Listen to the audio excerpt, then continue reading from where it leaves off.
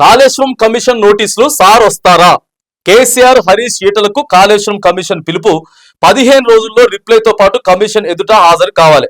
June 5 నుంచి ఒక్కొక్కరికి ఒక్కో తారీఖులో విచారణ. జూన్ 5వ తారీఖు కేసీఆర్ కి, జూన్ 6వ తారీఖు హరీష్ రావుకి, 7వ తారీఖు ఈటల రాజేందర్ కి. ఇక కాళేశ్వరం కట్టినప్పుడు ఆర్థిక శాఖ మంత్రిగా ఈటల రాజేందర్ ఉన్నాడు, నీటిపారుదల శాఖ మంత్రిగా హరీష్ రావు ఉన్నాడు, ఇక ముఖ్యమంత్రిగా కేసీఆర్ ఉన్నాడు. మీరు ముగ్గురు రావాలి. ఇక కాళేశ్వరం అనేటటువంటి డ్రామా ఏదైతే ఉందో మళ్ళొకసారి తెర మీదకి వచ్చింది. ఇప్పుడు ఈ 10-15 రోజులు, ఈ 15 రోజులు మొత్తం ఇదే ముచ్చట జరుగుతుంది.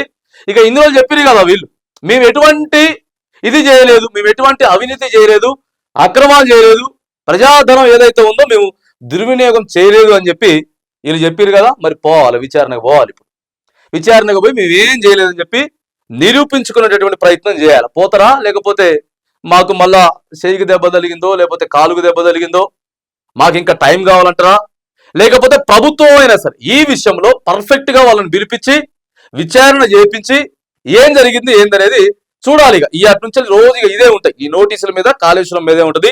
మళ్ళీ దీని మీద కాంగ్రెస్ ప్రభుత్వం ఎట్లా రియాక్ట్ అవుతుంది, కేసీఆర్ ఎట్లా రియాక్ట్ అవుతుంది అనేది మాత్రానికి ఇక ఈ రోజు నుంచి మొత్తం కాళేశ్వరానికి సంబంధించిన అంశమే ఈ రోజు నుంచి మనకు కనబడతా ఉంటది.